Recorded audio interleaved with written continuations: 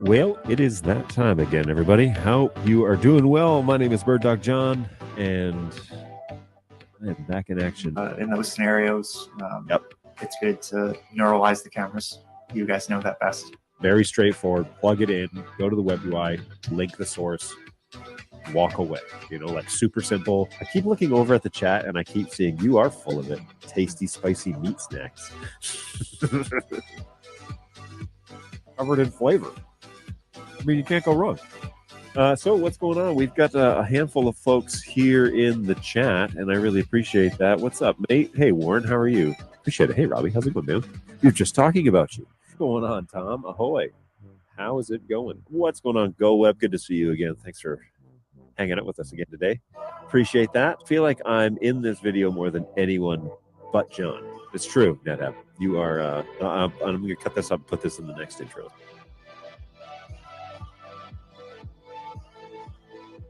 Here we go. It is true. I have returned after long last. What's going on, everybody?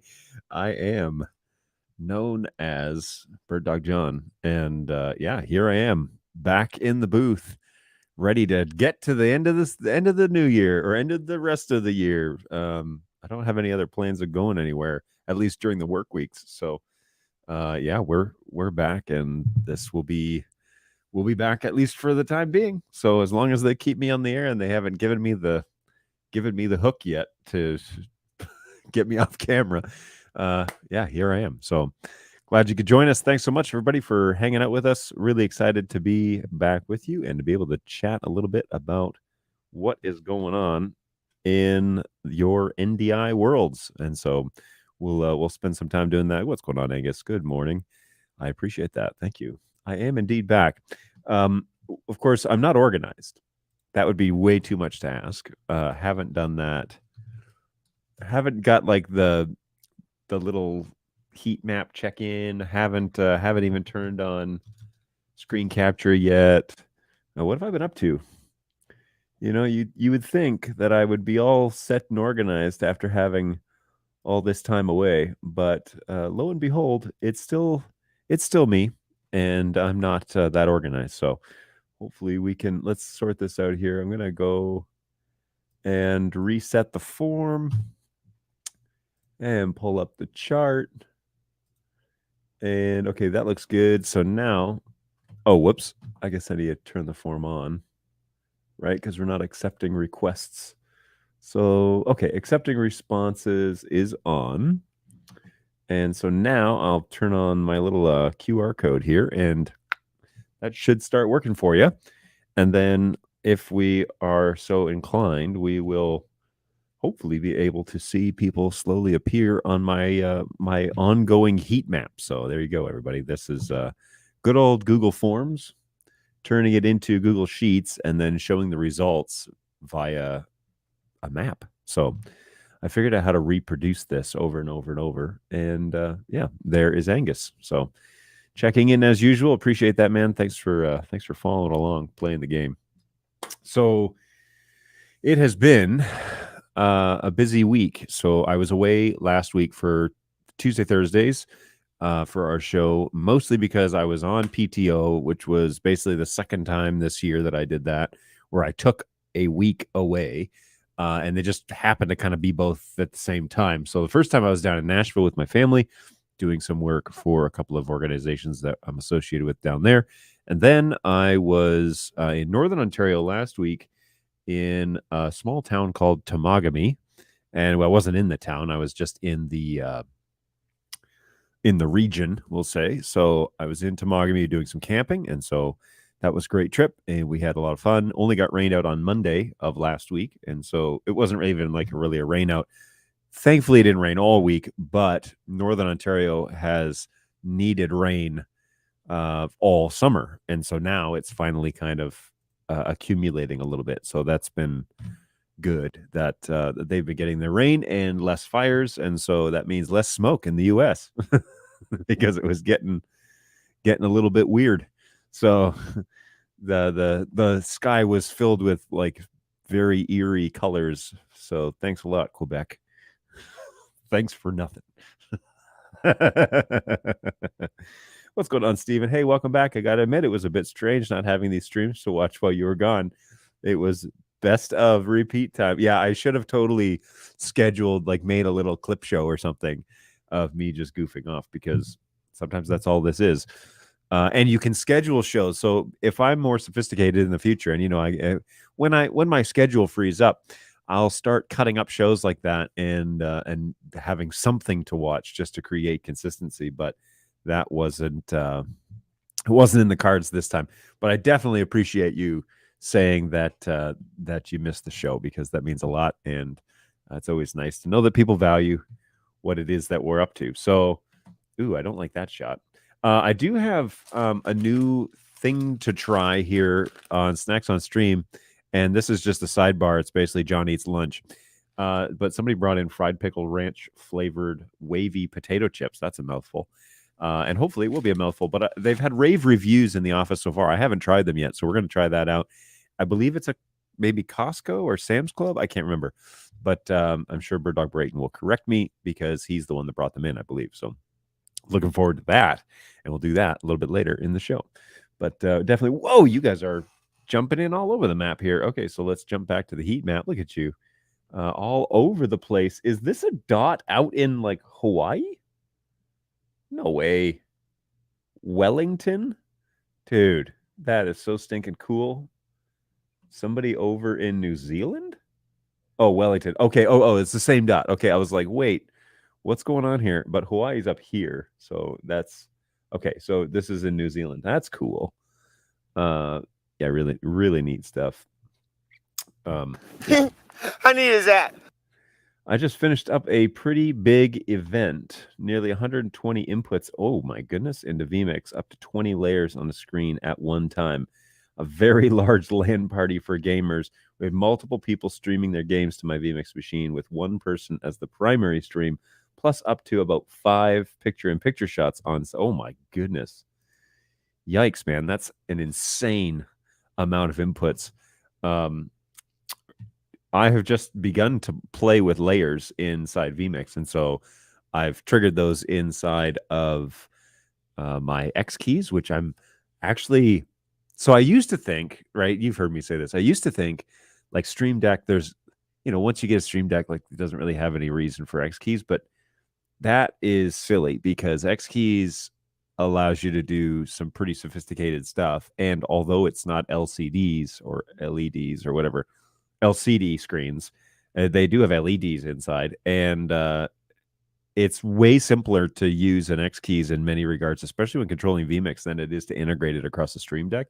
And so you can add these like cool little overlays that are pretty easy to use, and then I can just push a button, and it does it as a timed thing, and I don't have to use StreamYard. I mean, to StreamYard's credit, okay, StreamYard has some great features if you're just getting into streaming, right? Like this sort of thing is from StreamYard. And so we can throw that on the screen and you know where to find me on the internet. We can do these like scrolling things that have like a little bit of information, or we can plug the greatest of all time, the GOAT of NDI streaming, Tom Sinclair's show, who has a show on Wednesdays, by the way, that you should tune into. Tom Sinclair has a show, and he, so I can throw his info up here. I can make these really fast too. So if somebody asks me, hey, what's your mailing address? I can type that in there and then throw it up on the screen real quick. And it's a fast way to do that. However, for things like these overlays that have a little bit more information on them, and I think that they kind of work a little bit better for what I want to do, and I just want to hit a button and keep going, the overlay is the answer here. So yeah, I'm just getting into it. But I really love my little X keys, so it's good stuff. We had multiple local cameras, a mix of BirdDog and other branded NDI HX and security cameras. Figured out how to get my BirdDog keyboard to track the camera on my preview bus by way of Joe DeMax central control. Oh, cool. X keys for the win. See, yeah, I agree. Like it definitely has its place. I mean, Stream Deck is nice too, but honestly, I use this Stream Deck device now for mostly sound effects. I don't actually use it. The only thing I do use it for is fading music up and down in the sound effects. I don't use it for anything else. So it's it's weird that it's handy for the soundboard, but also I just find my X keys to be a little bit more useful when it comes to the vMix thing, and that's just a personal preference. That's not saying one thing or another. It's just personal preference. A friend of mine works as a TD for the NHL games. Oh, cool. Plus various other broadcasters and pro sporting events. There's nobody here but us chickens. What's going on, NetHab? Welcome back. Appreciate it. Thanks for checking in. Always fun to have you guys hanging out with us. as usual. I'm gonna put my mouse over here. Okay. And then he became an X Keys convert as soon as I showed him mine. He bought the 124 T-bar to control a Blackmagic ATEM. Ooh, 2ME switcher. Very cool. Ooh. More on that later. I built an AMD 7950X machine for this event. Had to replace the motherboard mid-show. Oh, yikes. But with all those inputs running, my vMix render times were hovering between 3 and 9 milliseconds. Whoa, that's crazy, man. Morning, John. I do have a few questions this morning. What's going on, Tash? Welcome to the show. Always a pleasure to have you on.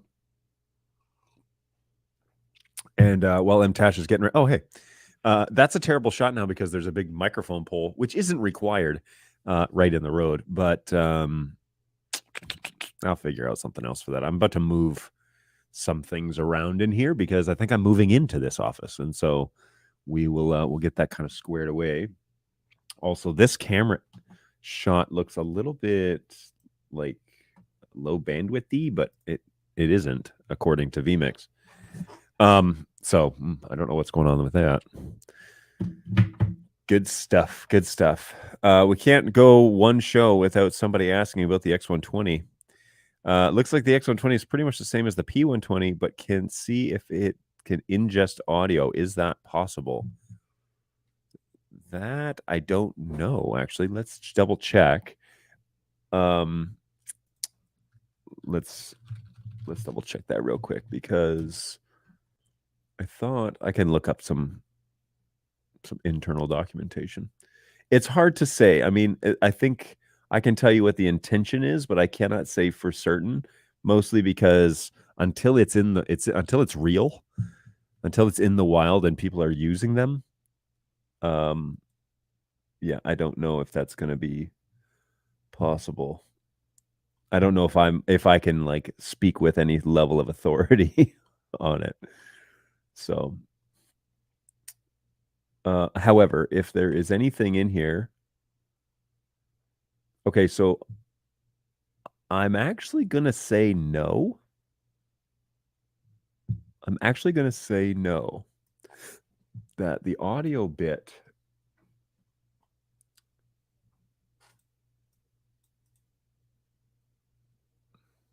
well, hang on.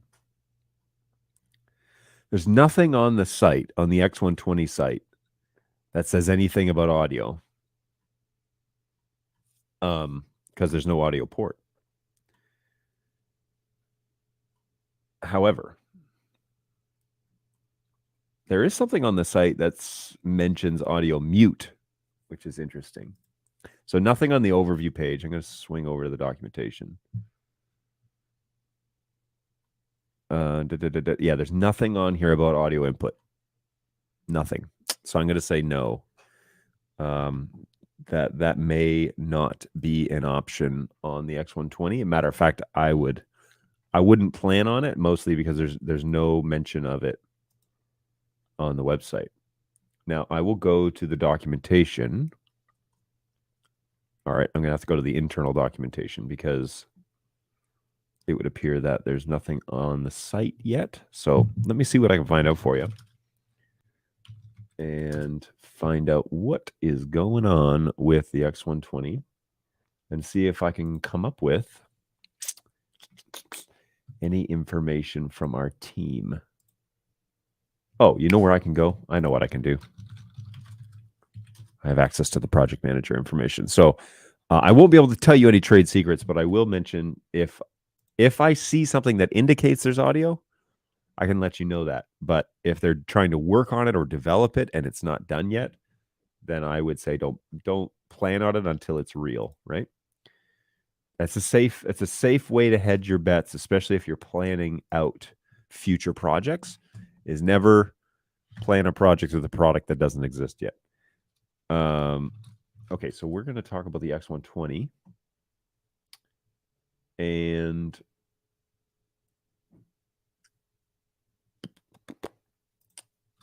let me see what I can come up with. Oh, whoops, that's my own project.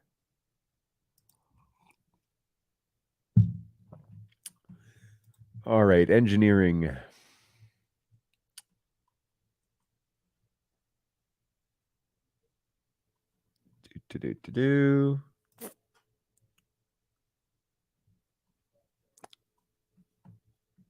Some cool stuff in here. I'm not allowed to tell you, but there's some cool stuff. However, I don't see anything about audio. And so I'm going to go out on a limb here and say I wouldn't plan on it. There is no audio ingest on the X120 as of yet. I don't even see a port to allow for that. So, yeah, there's no mention of audio on this project. It would probably be a nightmare doing that over Wi-Fi anyway, so that's probably intentional. I have Access Manager because on all of I have Access Manager because on all of the possible and the ICE sources I may use, and I have all possible sources pointing to a discovery server on my laptop plugged into the network. Is it true that ideally you don't want to run Discovery Server and Access Manager on the same machine? Sorry, I tried dictating that question and it wasn't accurate. Happens to me all the time, man. Where is the best place to have Discovery Server? Should it ever be on a TriCaster? Okay, so one of the ways that I believe New Tech advises that you can use it is to run it on TriCaster. I don't think that you should shy away from that option. However, be sure you test before you put it into production, right? Now, NDI 5 permits redundant discovery servers. However, BirdDog doesn't have that integrated. So if you're using BirdDog products, then you may need to avoid that. However, in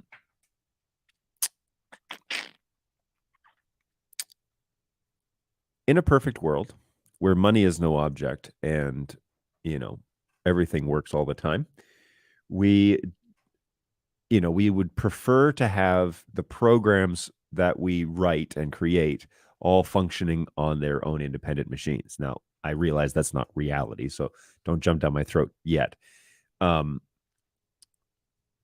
Discovery Server is a fairly lightweight program. The piece that I hesitate with Discovery Server and other programs running together is that I don't know what processes would cause it to unexpectedly quit. You know what I mean? Like I'd be nervous because if I fire up Multiviewer Pro and I fire up Discovery Server, or if I fire up, you would think Discovery Server and Access Manager could work together because they kind of have to work in tandem anyway. But in a perfect world, you'd have everything on its own machine or a virtual machine. But the reality is that I suspect you can run Access Manager. Now, Access Manager, all you're doing there is changing the root files. And so you shouldn't have to run Access Manager. You open Access Manager, you make your changes, and you hit OK, and it writes those changes to the NDI database. That's located, the NDI 5 database that's located on the computer, the actual library. That's what Access Manager is doing. So you don't have to run it. It shouldn't have a running function. But once you change the settings in Access Manager, you should be able to run Discovery Server on top of that, because Access Manager, in order for the changes to take effect, you have to hit OK, and then it writes those changes to the library. So in that regard, I don't think that you should have any issue or worry about it not working correctly, mostly because you shouldn't have to run Access Manager per se. It should, you make your changes and then you hit OK, and then Access Manager, the program, closes and makes those changes to the NDI library. So steer me if I'm going off in a direction that's not applicable here, but that's how Access Manager works. And then Discovery Server could run on that machine then. That would be fine. I don't think Discovery Server running on, unless you're running out of hard drive space on a TriCaster, I don't think that should be an issue. Discovery Server doesn't use a ton of space, but you're going to run into unexpected errors in Windows if you're running out of hard drive space. So be careful with what it is that you're doing. But I think you should be okay if you run on a TriCaster. I think you could be okay if you run on a machine that you're managing Access Manager with. So there you go. Is there any camera in the PTZ range that can ingest audio from an Audinate AV IO USB adapter? Not in our fleet. Yeah. Yeah, not in our fleet. It's so funny you mentioned this because I've been playing with a Dante AVIO. This is not a USB adapter, but this is a input adapter, 2-channel analog. Just been monkeying around with Dante Bridge a bit, partially for my own education, and also because we're creating some educational material and I need to know what I'm talking about. So we have a couple of these in the office. I got one running off of the back of a TriCaster, a TC1, and it's converting audio to Dante. And then I'm using Bridge then to turn that back into an NDI audio stream. However, I need to have a chat probably with Mr. Jake because I'm doing it wrong. So I need a little Dante education and then get that sorted out. Dan said on the Facebook group that there might be a release date for the X120 announced within the next 2 weeks. This was a week ago. Hope you get to be the announcer. Oh, well, wouldn't that be nice? However, I can almost guarantee you that won't be because Dan is super excited about the X120. And so he will definitely want to make that announcement. And he has every right to do that. So I'm just excited when that announcement is going to happen. I will be sitting in the audience ready to go. So yeah, I won't be the announcer, that's for sure. But maybe he'll want to use this platform or StreamYard or whatever, which is totally fine. Happy to host it for him if he wants to do that. But I will not be the one making that announcement. That will be Mr. Mile, that is for sure. Our CEO, Chief Executive Officer. I did some NDI troubleshooting on this event. Ooh, I couldn't see my cameras and my 10 gig NIC wouldn't pull an IP from an M4250. Fascinating. Due to the scheduling mix-up, I couldn't restart vMix to test anything. I was able to work out that the issue was a duplicated IP on the other side of my firewall. After sorting that out, vMix still wouldn't see any sources on the 4250 network. So I started NDI Bridge locally and set it to not transcode and had no trouble seeing everything. And it passed NDI in and out of vMix with no hassles whatsoever. Interesting. The P240 has XLR inputs, right? The P240 does, but you need to buy the dongle that gives you those XLR inputs. So it's the same one. It's the same dongle that is it. I'm going to get the company wrong. One moment, please. B&H Photo. I've looked this up a bunch of times, and I can never remember. Whoops.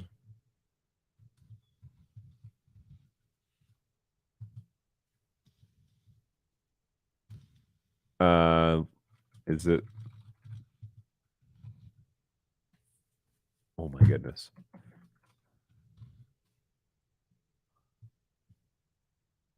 Can't remember.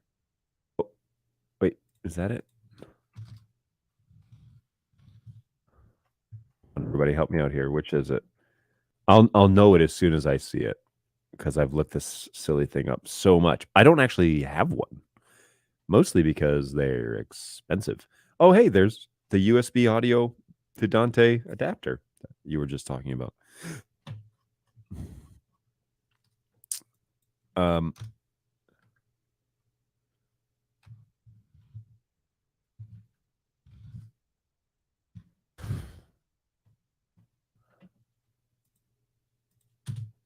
This is really annoying that I can't remember what this thing is called. It's the same adapter that you need. That's from, it's either Atmos or Black Magic. No, it's one of these third-party companies. I can never remember. I'll just keep typing things in until I come across it. Well, maybe I could just look up the P240 and maybe there's a link on that site. P240. Here is recommended accessories. Why isn't it in that list? Accessories. Ceiling mount. Tripod kit. This is interesting stuff. Maybe B&H doesn't sell it. Oh my goodness. I can't remember. Atmos. Somebody says it's Atmos. What's going on, Laura? How are you? Welcome back. Hey, does Cam Control work with NDI Bridge or BirdDog Cloud? That's a great question about BirdDog Cloud. I haven't tested that one. Does Cam Control work with NDI Bridge? So you mean like controlling settings of cameras in remote locations at the production booth with Cam Control? Is that what you're talking about? I don't know. I have to test that before I would be comfortable saying that. It would be sweet if it did, but I don't know. That's an interesting workflow idea. You know who might know that is Mr. Jake. Oh, here we go. Atmos cable. Okay, so let me look this up so I can share this. You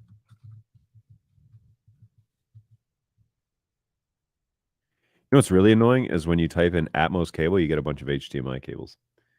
Here we go.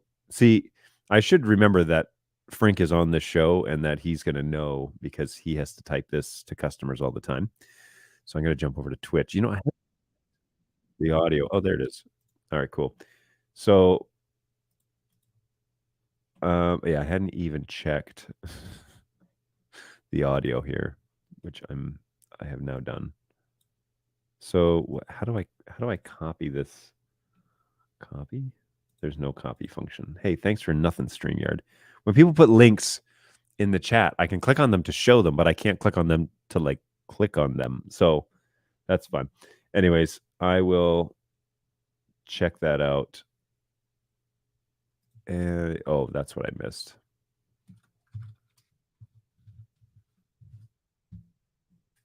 Ah, there are the Atmos cables. Okay, cool. Whoa, they have a whole bunch of like self-branded HDMI cables. That's interesting. Here it is. The XLR breakout cable. Yay! All right, let me share this. Yay. I'm really excited. I don't know why. It shouldn't have taken me that long to find this. Shout out to Frank for helping us out here. So this is the cable that you need. And it's just a breakout cable, 10-pin breakout cable that gives you basically left, right, in and out. So that's how you do that with the 240. It's I also don't know. I feel like you would need to rig this up so it didn't hang off the back of the camera. You know what I mean? Like, I think that this is fine, but that looks like an awful lot like it's a small connection for all this weight. If you were to plug in 4 XLR cables to this, holy smokes, you would need to secure it to the side of the yeah, you need to secure it to the side. Yeah, a little strain relief.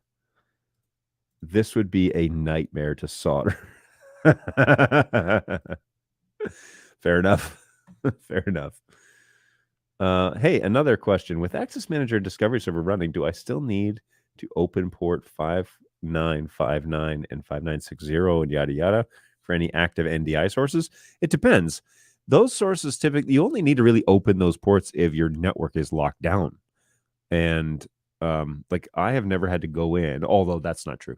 I did open them for cloud stuff, but I've never had to go in on a LAN network and actually open those ports.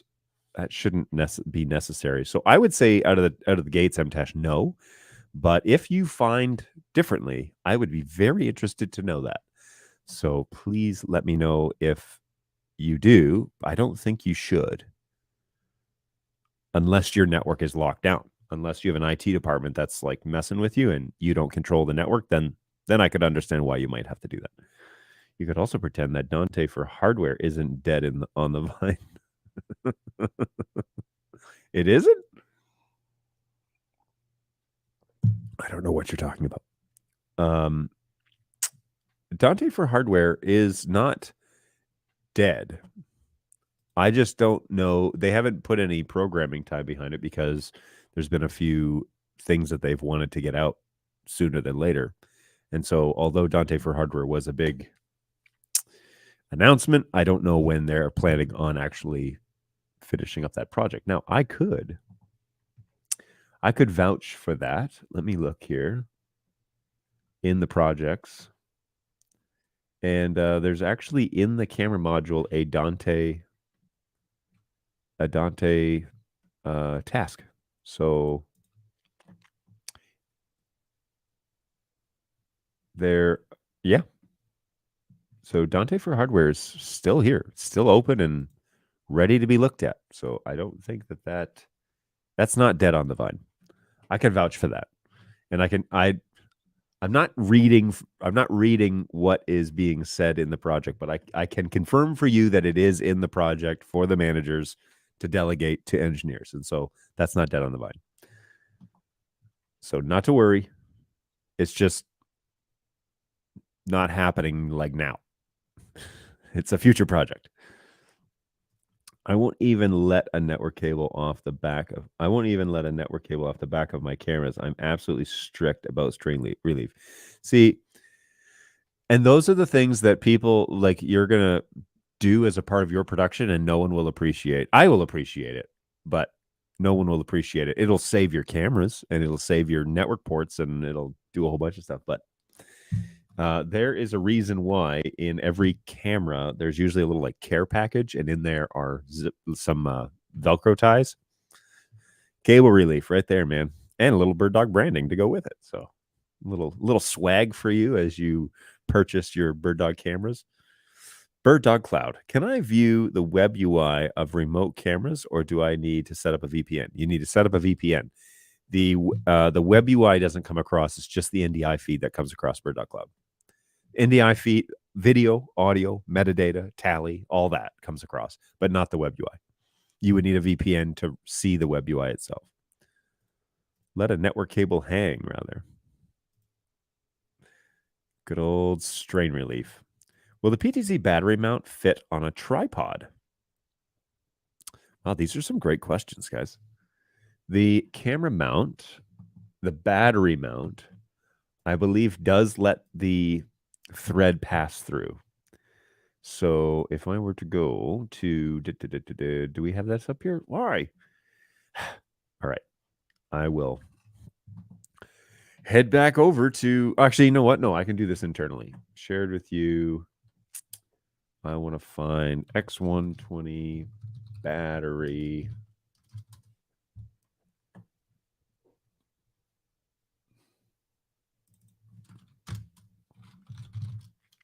I do believe that the battery mount does have a pass-through for the threads so that you can mount it on a tripod. That I'm pretty certain of. My 13-year-old nephew was helping me out because the other ones do. My 13-year-old was helping out with the event. He helped me strain relief my cameras. Excellent. Always good, that child labor. I mean, volunteers. The phrase is, it's in the to-do list. It's true. Is course 7 dead? It seems to be silent. Oh, there seems to be silence on it. There just hasn't been any announcement on course 7. That I don't know. I can go back into the projects and see. I don't even know where that project would be found. Let's see here if I can find it. Not there.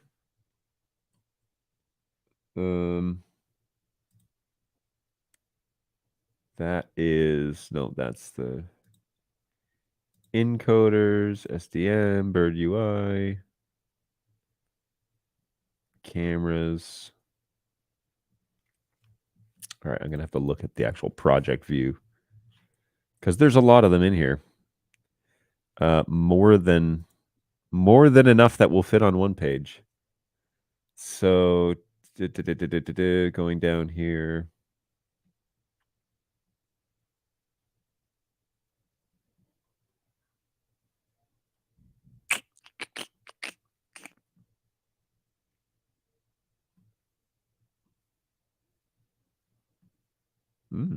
Interesting.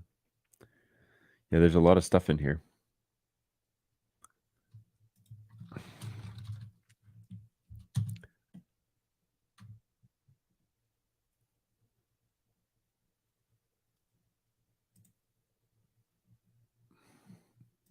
There's the project.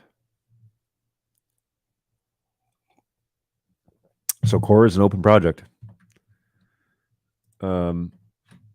Now, to be fair, we just brought on project managers, and they're both underway like in July. And so it is August 15th, halfway through August. My goodness. So we're halfway through August, and they're getting organized over there to like figure out how to delegate and all that. So that is actually internally some movement that's happened in terms of management, because as you all know, we were announcing things and then there was no way of actually delegating those projects out to engineers and making sure that they're being tracked. So now we have a giant CRM projects module that basically governs everything that we do. And that's been very helpful, because not only can the PMs now manage a lot of data in one spot, but department heads can also check in and see where we're at on some things and make sure that is that on the list, or is that bug reported, or all of that. It's all in one place. And that was brought on by recommendation of a guy that's sometimes on the show named Josh Bernstein. So he's usually checking in on Facebook. I haven't seen him over there yet today, but I haven't been watching with an eagle eye either. So we are getting organized. And that unfortunately takes a lot of time. So in regards to Core itself, Core is in here as a project. It does not look like it's been delegated to somebody to like move along, but Core 7 is, until there's an official announcement, then that's what I can say about it. With Dante, we keep getting random audio clicks, even though we check our master clock and dance settings on our old network switch. Haven't tried the new switch yet. Anyone else have this? I'm having a different audio issue with Dante Bridge, but I'm pretty sure I'm doing it wrong. So yeah, I wouldn't ask me, but I'll throw that out to, I meant Dante, not Dance. Yes, I kind of put that together, but I appreciate you correcting it. So, hey, those Core monitors look so handy. I want a couple. Yeah, me too. They'd be great.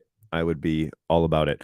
Matter of fact, though, I am really enjoying this NDI Telscript teleprompter that I'm using for my main P4K camera. It is pretty slick. And now that I've moved it away from further away across the room, I'm actually looking at the teleprompter, but the camera is right behind my image. And so when I look at you, that's what I'm doing. And that's so stinking cool. I love it. Matter of fact, I could turn the P200, which is that camera you're looking at right now, to show that, but meh. And it's already 11:40. All right, cool. I meant Dante. So yeah, I'll throw that out to the audience. Have you had any issues with random audio clicks, even though the master clock and Dante settings are all good to go? I'm having what sounds like a I'm having an issue with audio quality. It sounds like it's like 441 and it's coming into Dante, but there's no way for me to check the audio out on the TriCaster to make sure that's working. So I could have a problem there. And I'm just starting to kind of investigate what's going on there, but thus is my life.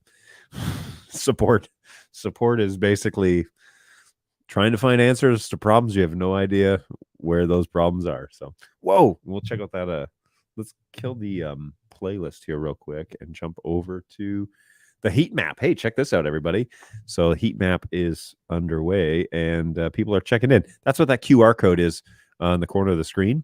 If you are so inclined, you can scan that and answer 2 simple questions. I don't collect email addresses or anything like that. I don't want to know. What I do want to know is what country are you in and what's the closest city? And if you hit submit, there will be a little pin, a little green dot that will appear on my heat map. And it's fairly responsive. So it's just Google form. And yeah, it happens pretty quick. So if you have a little cell phone or something, scan that QR code. And then, yeah, check it out. And let me know where you're at. Boom, there's one. So, and it's pretty fast.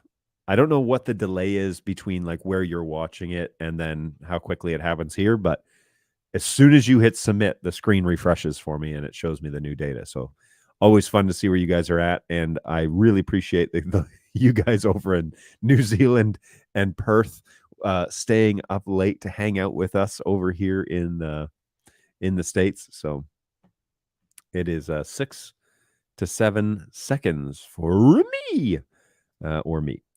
So yeah, 6 or 7 seconds. That's pretty fast. Still cool. I am still working with the Pro AV people over at Netgear and getting my network working with multiple 4250s. I'm receiving my first 4350. Oh man, I'm so stinking jealous. That's awesome. To see if that's the magic switch to make it all work together. What overarching issues are you having with it all working together? It's 3 a.m., John. Why are you still awake? Thanks for hanging out, though. Hopefully there's a real reason for you to stay awake till 3 a.m. I know I'd rarely make it to 3 a.m. I will tell you a little tale that involves me being awake at 3 a.m. After I read this from NetHab. I've noticed that weird clicks when mixing 441 and 48K devices on the same network. And since sending multiple clock packets with different timings, they can conflict. Interesting. Okay, so interesting little story about my... So I went on a trip to Northern Ontario, went camping, and not everybody's a fan of camping. We typically don't take people who, just flat out don't want to go. That would not be fun for anybody, including ourselves, and cruel and unusual punishment. So yeah, we don't want to necessarily drag people into the Northern Ontario boreal forest just to, for some sort of to say we did it. But on last Thursday night, Friday morning, a friend of mine and I met at my house, and we started our journey to Temagami, Ontario. And this journey would take us basically through the night all the way to dinner time the next day. And so at 12:30 on Friday morning, we left my house. We did have to make a little side trip, but that's all good. And we left some time in the schedule to allow for that side trip. And then went to the Canadian border in Port Huron, crossed over there at about 2 a.m., picked up a friend in Kitchener-Waterloo, if you're familiar with the Ontario region, Kitchener-Waterloo area at about 5 or 5:15. We were back on the road at 5:30 at my parents' place to pick up my dad at about 6:30, over to a place where we had some food storage stored in a big fridge and freezer. Picked that up, and we're back on the road by 7. So we were underway at 7, headed northbound for Coldwater, Ontario, which is where my uncle lives. We dropped off my dad. He got in my uncle's vehicle, and then we carpooled up to North Bay from there. North Bay, we were there at about 10:30 or 11, and got some lunch, met up with everybody that was going through the trip, and then continued on from there to Northern Ontario, stopped for gas on the way out of North Bay, and then into Temagami. Now, a correction to the story is we didn't drop my dad off. We dropped off the guy that we picked up at Kitchener-Waterloo. He got in the truck with my uncle. My dad drove my truck because I was crashing at that point. So I had been up. I didn't sleep at all. I had been up. I had a 1 hour, 45-minute nap before I got up and got in the truck. But we were, well underway. Started at 12:30. And we were setting up our tents at 5 p.m. on Friday. So I had slept for 45 minutes on Thursday night, leading up to Friday morning. And then I was on the road at 12:30. And then I slept for 45 minutes in the truck between Coldwater and Coldwater and North Bay. So I was running on fumes by the time I got to camp and set up. It was great. We did it. We got in. Everybody was there. We got in safely. No huge hangups or problems. And then that night, is this that photo? So that's late in the trip. So yeah. But anyways, we got in basically to this. So if I cut over to number 5, this was the this is where we ended up. So this is the lake that we camp on, and we've actually purchased this dock. We store it up there, kind of tucked away. But we purchased the dock, and that was in. We had a couple of guys that were already into camp at that point, so they had put that in for us, and then we load in, and then we spend the week on this lake right here. this is where we camp. So it was great. I had a good little getaway. My phone actually works up there, but you have to purposefully stay off of your phone because life is still going on outside of that. But we had a good chance to hang out, do some fishing and whatever. I had a pretty good time in my kayak, so that's me fishing. Actually, I think I was out in a canoe in this instance, but I did some kayaking with my yellow kayak that I have. I don't know, I'm sure I've talked about that on this show before, but yeah, genuinely just had a few good days up there camping and fishing and hanging out with a bunch of really good guys. So it's really good. It was well worth the trip. I had a lot of fun, and that's where I was. But I can sympathize a little bit with your insomnia over there on Facebook, because some say dedication, some say insomnia. Some may not say dedication, some might say insanity, but that's potato. It's only a few letters difference. But anyways, so that was me up at 3 a.m. and drove through the night, did most of the driving, but I actually prefer doing that. And had a great week. So I'm not a huge fan of tent camping, but we have a 3/4 ton Suburban and the modest travel trailer. We camped outside the venue for my big event last week, and that was good fun. Excellent. I like tent camping. I'm a hammock camper now, so I took a Hennessy hammock this year and just left my gear outside, in dry bags and stuff, but then camped in a hammock, and it was great. I slept. It's probably because I was exhausted, but I slept great. So I just wanted to use the heat map. Well, you came to the right place, because the heat map is here. So well done. Glad that we could help out. You need more than 45 minutes sleep a night. You why, Jens? It was a great time. We had a good time. Let me see here. Okay, back up here. So Bugzeek, what's going on, Bugzeek? How are you? So I've been having issues with the BirdDog Mini. Our projector keeps blinking, and looking at the Mini, it keeps going from 59.94 and then back to 60. Any ideas why what this might be? I know Dan and CJ are looking into it. I wanted to hear your take. Okay, so you have a projector that's decoding, and it keeps switching the source from 59.94 to 60. Two things. Have you tried turning it? Oh, no, I'm kidding. Have you tried to manually set the resolution on the Mini to only accept 1080, whatever it is that you're 1080p 60, instead of leaving it in auto? Typically, when that happens, if you're decoding to a projector,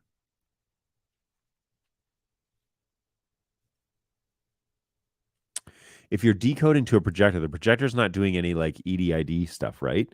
So you need to basically double check the source isn't changing. What's the source that you're sending it at? vMix? Or double check that, because there's not much difference. There's just one frame difference between 59.94 and 60. And if it's receiving a signal that's not consistent, it will do that. If you set it manually, it will only accept a source that's 60 and output 60, which would save your projector from blinking, like to doing like a blue screen or whatever. But then it might still drop the source, and then we know that the issue is happening at the source level, where the source is changing from 59.94 to 60. I run a Mini in the other office, and it doesn't have this issue where it switches. The source never changes. It's a Raspberry Pi calendar using DACboard.com. But it's a Raspberry Pi calendar, and it outputs 1080p 60 all the time. It never changes. But I never have any like blinking issues with it. Never have any blinking issues with it. So it's got to be careful what you emphasize there. Wait a minute. What's the story here? This isn't right. Okay, so so it shouldn't be changing on its own, but that should definitely be a ticket if you have that going on. In decode, there's not like an EDID manager or anything that you need. Like you don't need a pass through or anything like that. That won't help you. So be interesting to know. Oh yeah, and we have a Facebook post in the user group. Anyway, yeah, it could be the source is changing and that's causing a chain reaction, but perhaps manually setting the decode output on the Mini would stop the projector from dropping, like, and going through a cycle. Yeah, you'd have to troubleshoot a little bit to find out where the actual issue is. What's the source, though? That's my question. Before my school was able to install fiber between switches, I'm still needing to plug in copper. So we're trying to bump up the data from 1 gig to 2.5, 5, or 10 gigs into the school's network and to my new remote control room. The 4350 is that switch that has the multi-gig connections. Man, it's so exciting. Yes, it does, and I'm very anxious to see its performance. Steve Wallace, who I mentioned on the last stream, is a Hennessy hammock fan. Boom. I'd love to try one. Yeah, I have found that the fan base for Hennessy hammock is very polarized. So you either love them or you hate them. There is no like in the middle ground. I had a guy whose son bought him one, and he was in his, at the time, early 70s, and he was just like, I find I can't get out of it, so I don't like it. And I found that I prefer, it's a little difficult to get in and out of it, but it's well worth the wait. I trade 17 pounds. Okay, so my other hammock is basically a tensile tent. It's a 3-point tent that you hang between trees. It's 20 pounds. And the Hennessy hammock is like 3 pounds in the box. And then the things I've added makes it like 3.5 pounds. And it comes in like this bag that's like tiny. I love it. It's great. And I will gladly trade all that weight for the, anyway, for having a tent. It's just preferred. So it's Pro Presenter. Oh, that's interesting. Pro Presenter.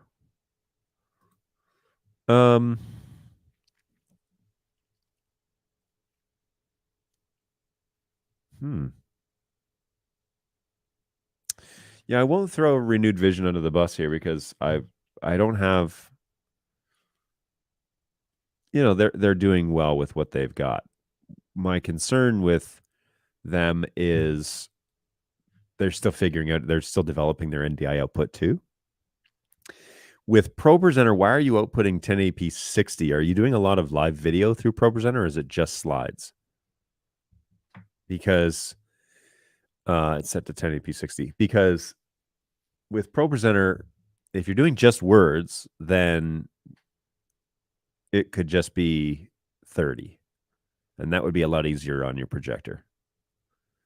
If you're doing a lot of video, like if you're feeding cameras back to Pro Presenter and that's being shown as IMAG, then whatever. If it's live video, then you would need the 60, or potentially could need 60. But I find Pro Presenter's sweet spot is 1080p 30 personally. Just from my experience, 1080p 30 is basically where they get optimal performance on their outputs, and also, anyways, I'd be curious to know if you had that same issue if you change the output to 30. No cameras, just slides and video. Then try 1080. Okay, this could be a bug. Okay, you could have found something. I don't know. But I do know from a Pro Presenter side, even the guys at Pro Presenter, the gist I get from them is 1080p 30 is their sweet spot. That's ideal for slides and video. If you're doing like video jump backs, or you're doing, recorded testimonials or whatever it is that you're doing, then Pro Presenter sweet spot is 1080p 30, and a lot of those videos will be rendered to 2997 or 24 with any luck. So you may not need 60 frames. But if you want 60 frames, not to say that we shouldn't figure out what's going on here, just saying, the impression I've always gotten from Pro Presenter is 1080p 30 is kind of what they would tell everybody to use. I've run into some modern projectors that won't take 1080p 30 or 60. 1080i 5994 is all that they will accept. Modern projectors that only take 1080i 5994. Good golly. We tried that and it made it worse. Wow, how did it make it worse? Like it switched more often? That's fascinating. What about what about monitoring the stream then in Studio Monitor out of ProPresenter, making sure that it's consistent? That's very strange because all of the installations that I run at are 1080p 30, and I don't have that issue. Could be the Mini. I mean, the Mini could be having trouble and keep swapping between those two frame rates, but it doesn't. Yeah, what made it worse? I'd be curious to know.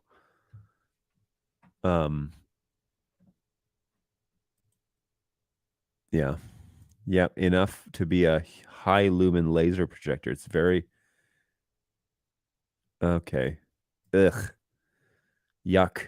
Interlaced. Just say no to interlaced. That's what I want. I need a mug that says that. Just say no to interlaced. I understand people need it, televisions, yada, yada, yada, whatever. But yuck. Interlaced just looks so bad. Such a bad image. Ugh. Okay, in Studio Monitor, it's fine there. Something is happening either to the stream to cause the Mini to think that it needs to change, or out of the Mini that's causing the projector to think that the resolution needs to change. Oh, excuse me. The coffee is not working. Oh, good. Angus agrees that interlaced should be printed on it. Just say no to interlaced should be on my mug. I could get like a sticker. Ooh, I could totally make a sticker that says just say no to interlaced and put it on my Ember mug. Be a great idea. Changing the frame made it worse. Curious to know what like it started failing or changing resolutions faster. I mean, it could be the Mini output, I guess. If you set it all to manual, though, including the projector, like if the projector keeps adjusting, then maybe you need to go in and set the projector to manually only accept 1080p 5994 or 1080p 60 and see if that locks it. You know, don't give it the option to change if it's always the same Mini plugged into that projector and you don't need it to change. But yeah, I would stop the automatic functions at that point just to see if it got more consistent, because the NDI feed's not changing, and so it shouldn't change anything with the Mini. When you changed it to 30, it's now swapping between 30 and 60 instead. Oh, you know what?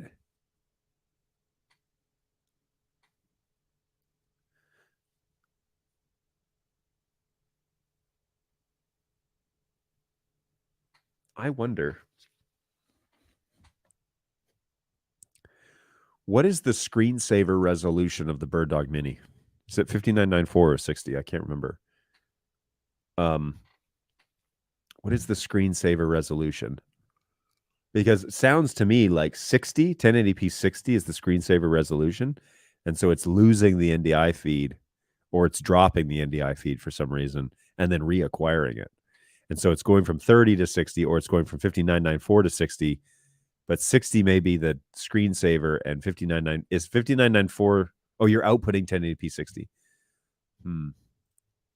Plus, we have sent them into you a few times. You didn't find anything wrong with them.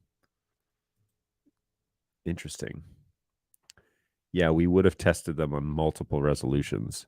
Ooh, and I would have tested them with ProPresenter more than likely, because I run a pseudo copy of ProPresenter here. Watching you both on Facebook and YouTube, I get them synced, and then they just differ over time. YouTube is slightly delayed. Well, that shouldn't surprise anybody. But Facebook is ahead? That's strange. Thanks for checking in both spots. Just drive up that viewer count. I'm all about that. It doesn't really mean a whole lot, but thanks for doing that anyways. It's really cool. Hey, and we can also jump over here to the heat map. Heat map is where it's at. And this is where everybody's checking in from these days. thank you so much to everybody who scanned that little QR code. This is where the BirdDog viewership is. Somebody in New Zealand, he gets the dot twice for some reason because, this heat map is not necessarily the most sophisticated thing, but he's in Wellington there, and then Wellington shows up on this side as well. But it's the same dot, so don't be confused. But here we go. Princeton, New Jersey, Lubbock, Texas. I know who that is. Los Angeles, San Jose, Portland, Oregon, Seattle. Ooh, what's this? We got Red Deer, and we've got Edmonton, Alberta. So very cool that we got two folks over in Alberta checking in. All good. Aberdeen, London. Is this Phil? Who's in London? Nobody in Russia. Nobody wants to hang out. I guess they're all busy right now. That's a shame. So too soon? I would love it if people from we used to have a really good relationship with a distributor in Russia who did a lot of business for us over there. They've had to go dark for a while, so we haven't had a lot of contact with them. But hopefully one day things will settle down and we'll all be able to have our friends back on the show. Okay, back to this screen now. That is a little strange, though, that the time sync is off. So I wonder, okay, so my gut feeling says that our BirdDog screensaver on the Mini is 5994. Wouldn't explain why it's switching between 30 and 60. It would explain why it's switching from 5994 to 60, that it's dropping the NDI feed and falling back to the screensaver. If you were to change it to 30, I would assume it would change between 30 and 5994 because 5994 is the screensaver resolution. So it would, fall back between the two. If you are getting the same result from two different resolutions, if that's true, then I would suspect that there is an issue with the Mini acquiring and holding the NDI feed from the ProPresenter machine. Do you have this issue with any other NDI sources? Like if you were to send a camera source directly to the Mini, does it drop? If it does, okay, then it's isolated more closer to the Mini or the connection to the network to the Mini. But if you don't, and it's only the ProPresenter output, then I would be curious about how ProPresenter is connected to your network. Are there multiple NICs on the machine that's running ProPresenter?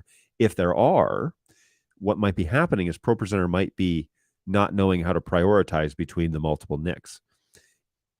That could cause this issue, especially if it's random. All right. So if you have Wi-Fi connected, for example, to ProPresenter, and you have a hard line connected to ProPresenter, that may cause this issue where ProPresenter doesn't know which network to put it on, or which network, even if they're on the same network, that may not know which card to send it out. So that might be causing the issue of it dropping and then reacquiring because it's switching between networks, perhaps. I want to know if the problem persists with a different NDI source. That I too want to know if this persists. That would be where I would go with this next. If you connect another NDI source, does it continue to have an issue?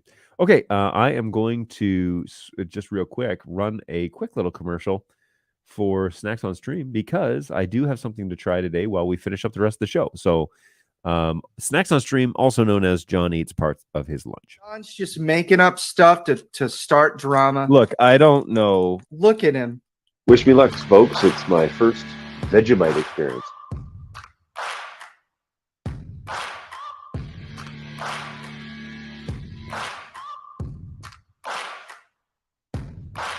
Final, this is like cheese flavor or something. It doesn't really look too appetizing. Good golly, this is something else, man. Here's the thing about Pop Rocks, and I don't know if I'm the only one like this. Pop Rocks have always been a social experience for me. I did not think that is what you were going to say. That's hilarious. That is awful. Oh, God, that's so bad. Jeez. Holy smokes, man. Yep. It is that time again. Snacks on Stream, a.k.a. John Eats Part of His Lunch. And today we have Clancy's fried pickle ranch flavored wavy potato chips. That is a bit of a mouthful. And so they are gluten free, oddly enough. And yeah, we're going to give it a go. So let's see how this goes. And I'm always interested. I bet you their name is on here somewhere. Contains bioengineered food. Well, that's fun. Oh, Aldi. It's Aldi that these were purchased from. So here we go. Bioengineered potato chips. Let's have a little look-see and see how this goes.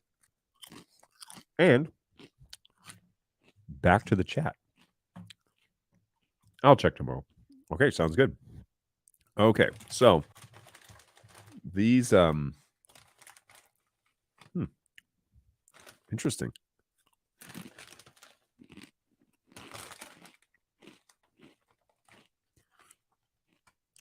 About 12 chips is 150 calories, but it comes with 2 grams of protein and 16 grams of carbs, 1 gram of dietary fibers, 1 gram of total sugars, and less than 1 gram of added sugars.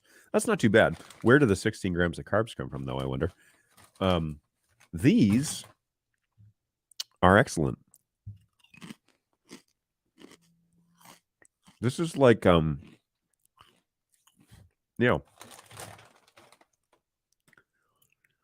fried pickle ranch flavor. It definitely has a... Well, first of all, I keep hitting this poor microphone. First of all, it has this like generous coating of whatever it is that is on here. But this reminds me of dill pickle chips back in the 90s in Canada. That's what this tastes like. The ranch, I don't know about. I may. It's one of the recommendations was we could dip these in ranch, and that is true. That would go well with this chip. But these are some very rich dill pickle flavor. But what I like about these chips is that they're rock solid. They have like a really good like crunch to them. They actually take effort to break. Whereas traditional like Lay's dill pickle chips from Ontario, from Canada, are very thin, so much so that you can like see through them. These are not that. These are very crunchy and yeah, really good. So big fan. Well done. Supposed to taste like fried pickles, and they do. I don't know about the ranch part, but they definitely taste like dill pickle chips. Hey, what's that colorful, shiny Stream Deck thing that's sitting on your desk? Which one? I've got 2 of them. This one or the black one? Because the black one is a Stream Deck. This one is an X Keys. And if you don't know about X Keys, oh, I'm sorry, Laura, you can't see that. This one is a Stream Deck. This one is an X Keys. This is mostly my whoops-a-daisy. This is mostly my soundboard. Excellent. But the other one is an X Keys, and that's a lot of fun. Certainly you know what an X Keys is, right? We've only talked about it at great length on this show. And Angus will convert you to an X Keys user if you're not already. But the guy that really sold it for me was, of course, Tom St. Clair, who has an X Keys 80. And yeah, he uses it to do all sorts of things on his vMix show. So I owned this before I was a BirdDog employee. And then when I came here, they're like, oh yeah, X Keys. And I was like, I have one of those. So then I started monkeying around with it. Yeah, I started monkeying around with it. And it is pretty awesome. You should try Ridgie's Burstin' Onion Chips. Can you get them in the States? I have never heard of them, but I'm sure Amazon can work its magic. I got a roll getting radio calls for room at work. I'll watch the rest of the stream later. Hey, Bugsy, it's always a pleasure. Thank you for coming by. You belong here, that's for sure. X Keys, I know nothing. How is that possible? Wait, you don't know anything about X Keys? Do you not know what X Keys are? Because like, I will go into the dissertation right now. I'd be happy to tell you what X Keys are. That's for sure. The most powerful controller, physical keys, nice feel. if you ever come through Edmonton, reach out. You can try mine out. Will do.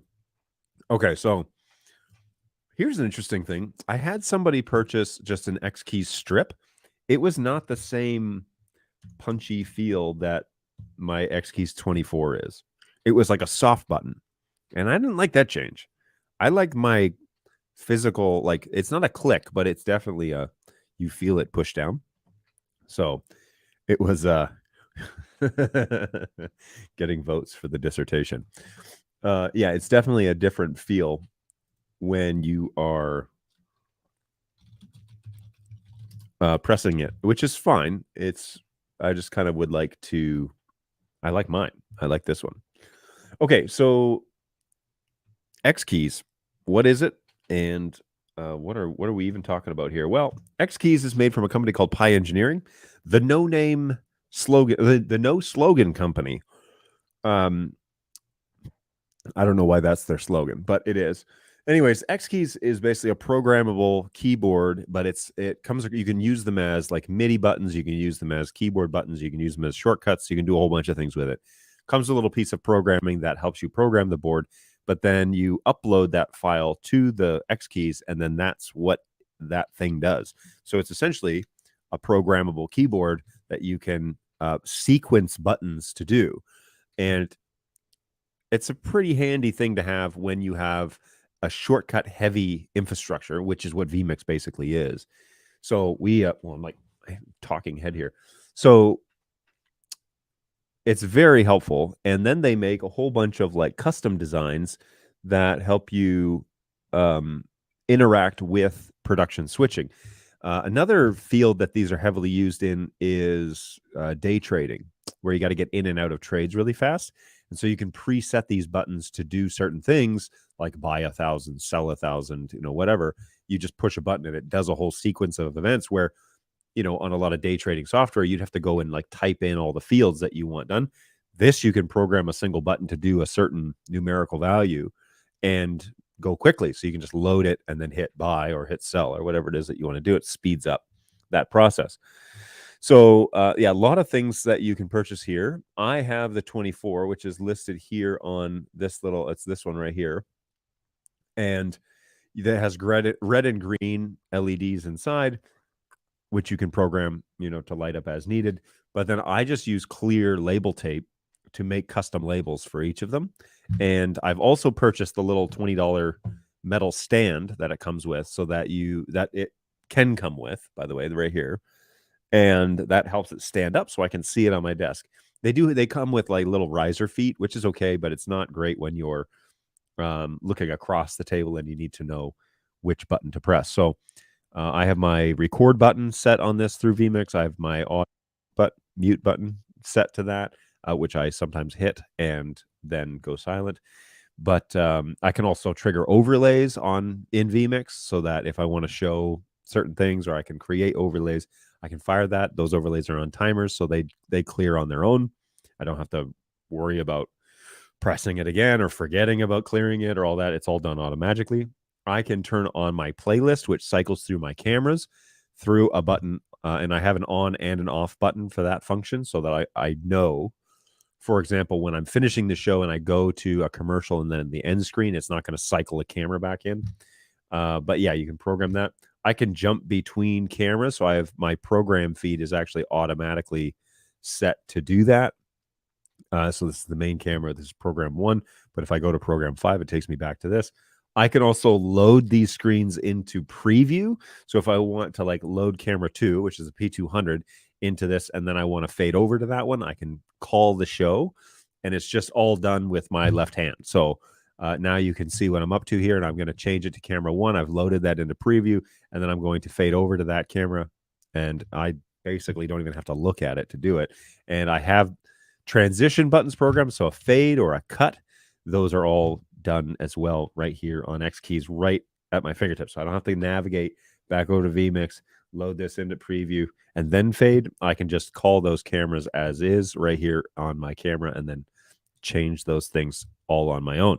So it makes vMix way more versatile, because I have a whole set of, preview and program buttons, inputs, that are set for that function. And then if I need to just jump over to something real fast, I know that preview or program 5 is my shared desktop view. And so I can jump over to that real quick, and it takes no effort at all to load that out. So good stuff. So I love my little X keys for this purpose. One-man band show. It's so fast. I can see all my cameras inside vMix. I can see all my cameras. And so I know which are which, and I can even label them the same as they're labeled on my X keys. And so that if I need to jump to camera 3, I can just do that quickly. But X keys gives you that option. Now, they also make much bigger products. So this is great, but I want to have like a master controller. Okay, they make a 60 and an 80. Oh, wait, that's not the 80. They have a 60 and an 80, which is here. And then they have the 128, which is a monster. And they have also T-bar options. Now, just to go back to a conversation I was having before, this was the stick that I bought, the 8. These buttons are different than these buttons, and I don't know why, but they are. So they don't have the nice click. I want that. It's not the end of the world, but they're just a different feel. So there you go. Okay, then there are also these like T-bar options. So you can buy T-bar modules, as I understand, but you can also buy this little like setup that has T-bars and has a jog option, especially if you're doing a lot of like video editing and stuff. You can program all of this to work with DaVinci Resolve or Final Cut or whatever it is that you're using. Yeah, it's a really slick idea, and it's applicable in a lot of places. So yeah, I'm quite happy with this. If you're into sports, they make a whole set of them that work great for running clocks and all that. And as you saw, their prices are comparable to a Stream Deck, but it's a much more basic product. Okay, like not in terms of sophistication, but just in terms of like what it is.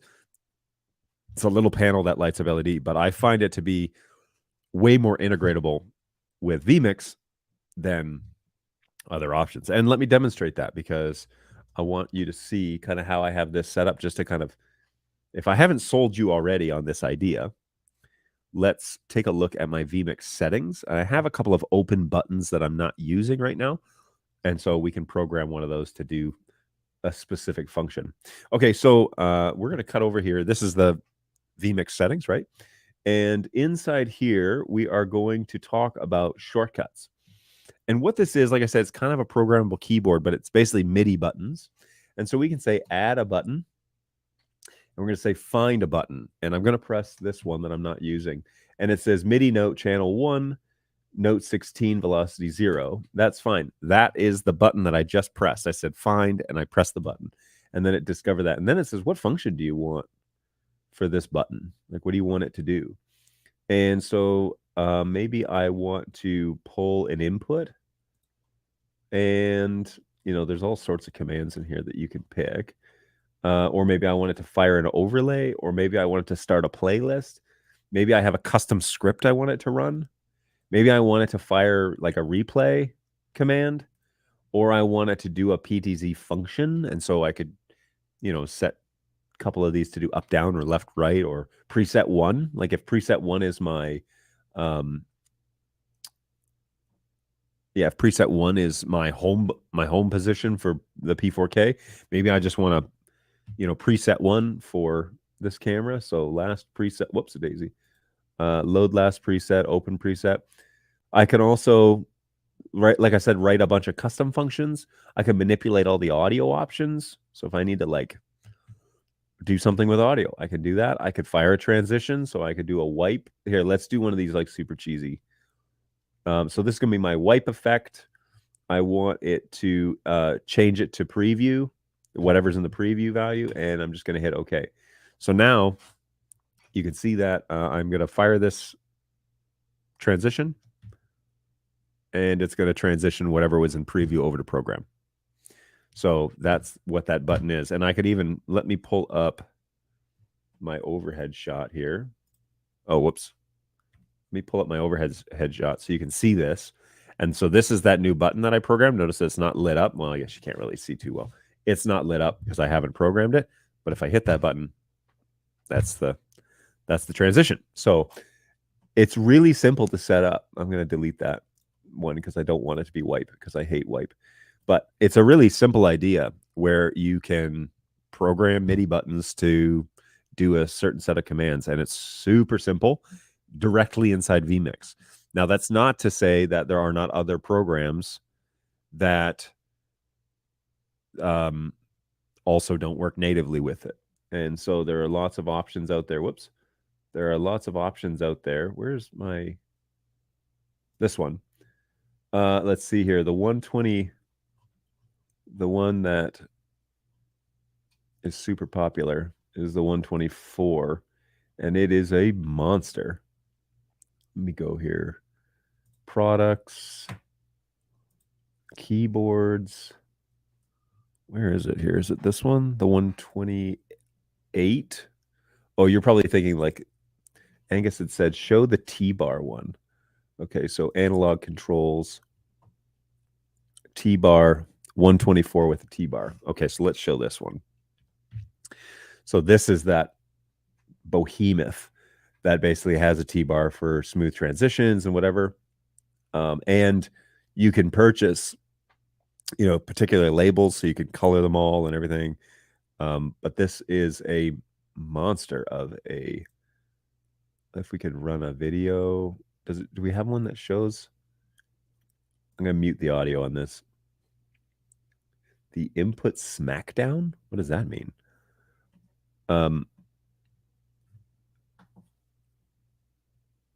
So yeah, single round one email address.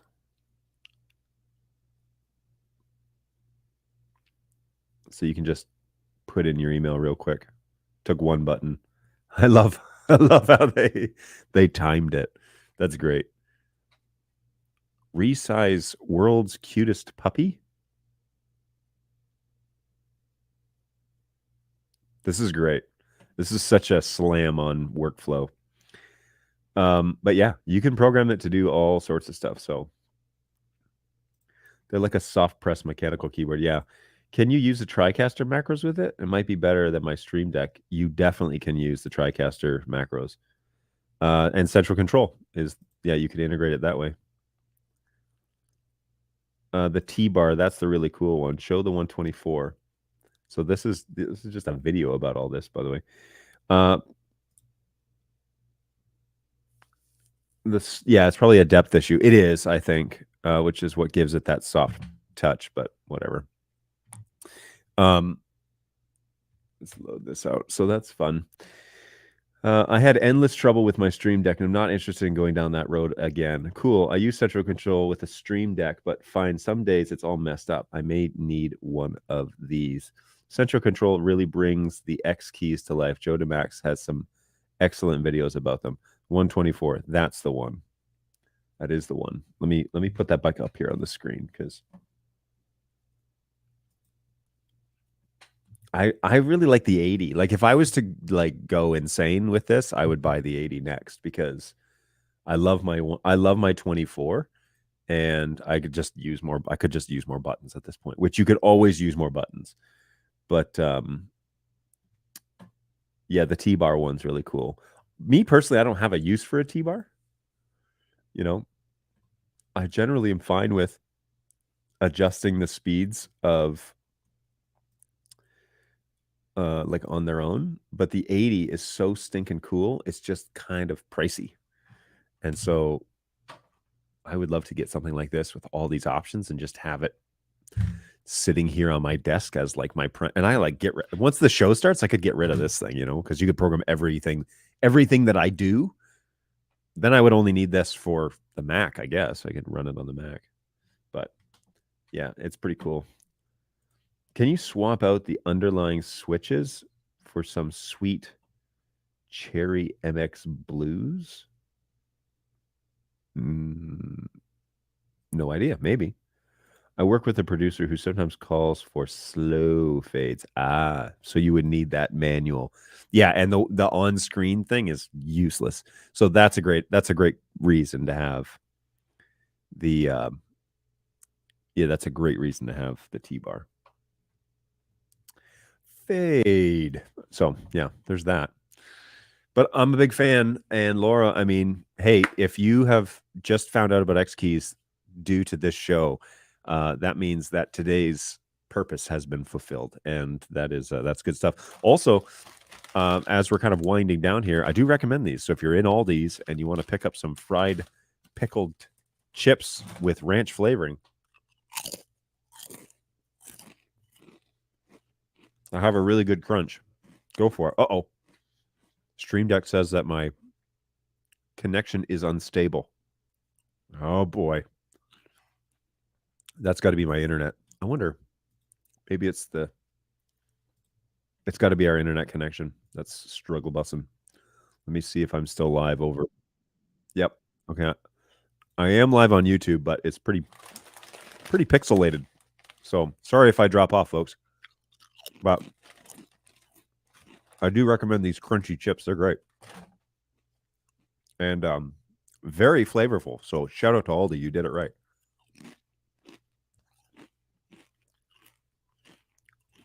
It's definitely unstable. Fantastic. Great.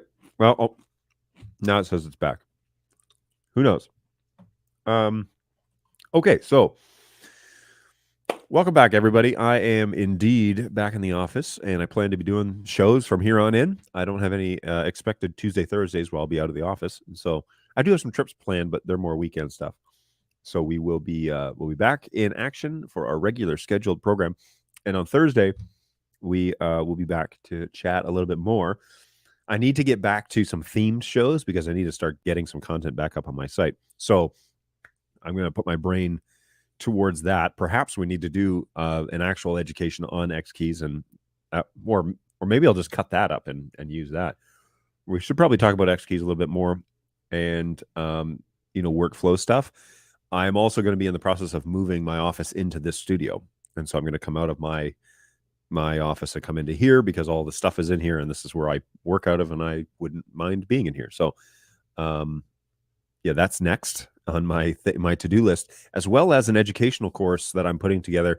Should be done by the end of the year for the general public, but we're working specifically for some of our tiered resellers so that they'll be better educated when they sell you products.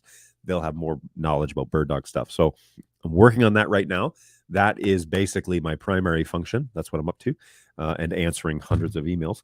But thus is apparently what work is all about, is more and more bulk. So can't wait for that.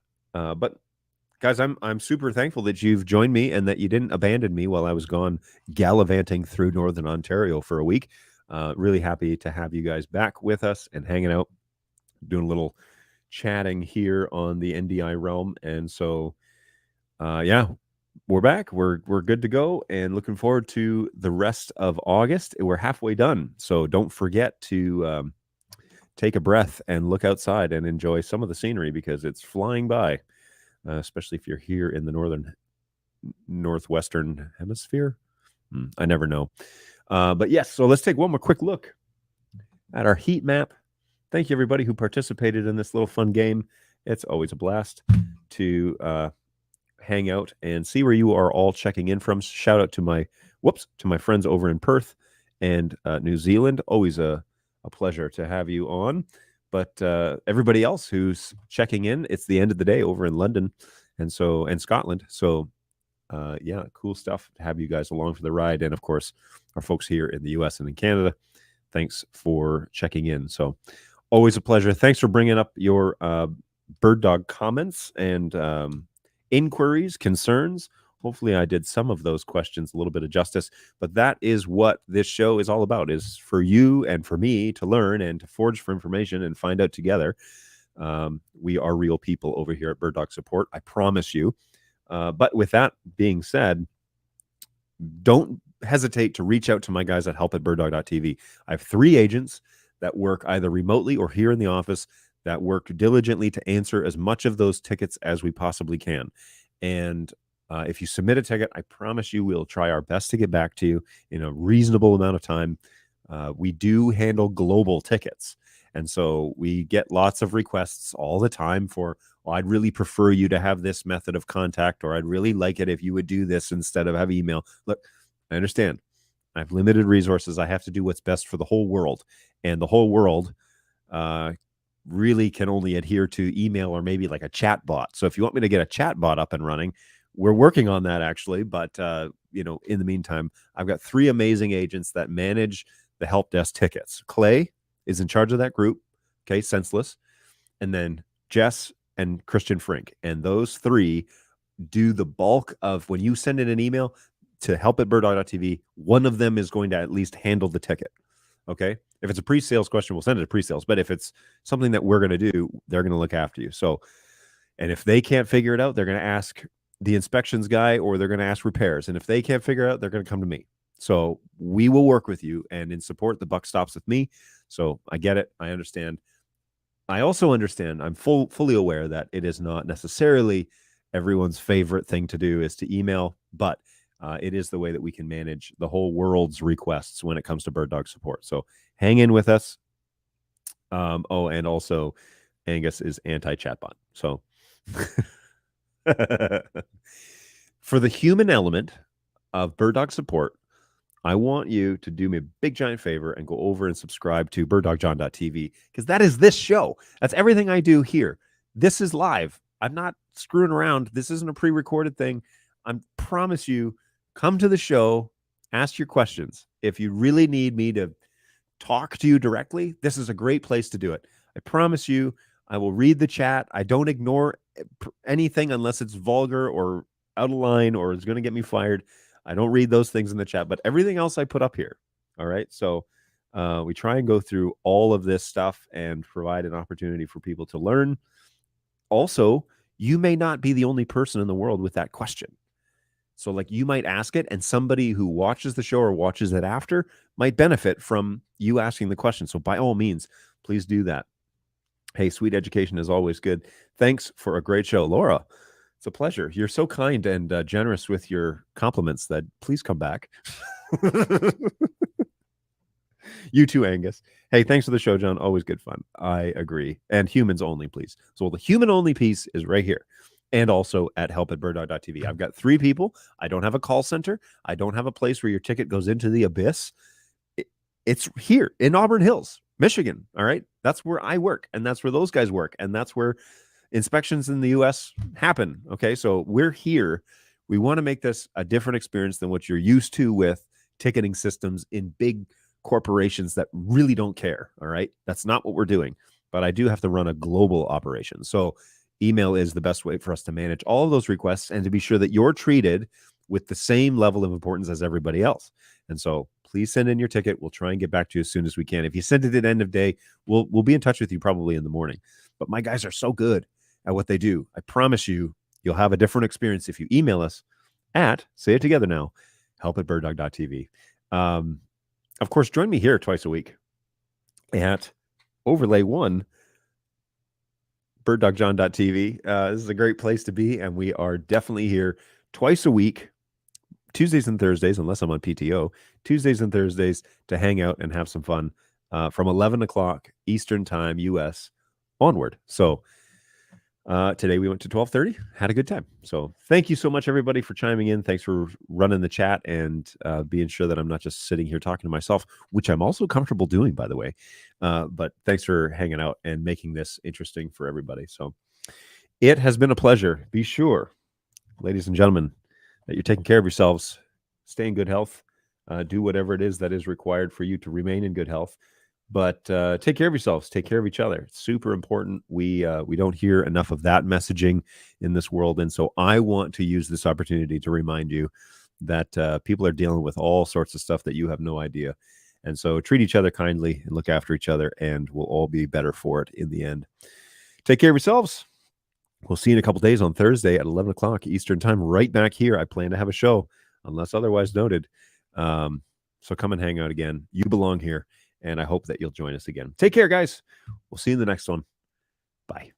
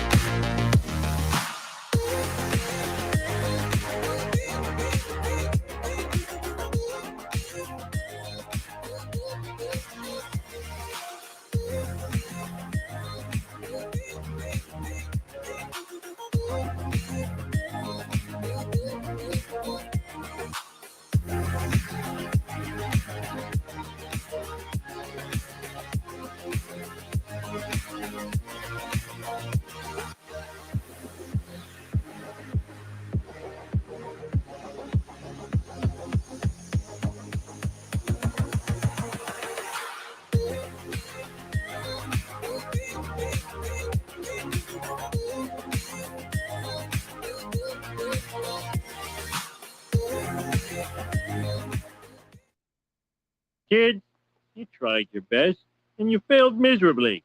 The lesson is never try.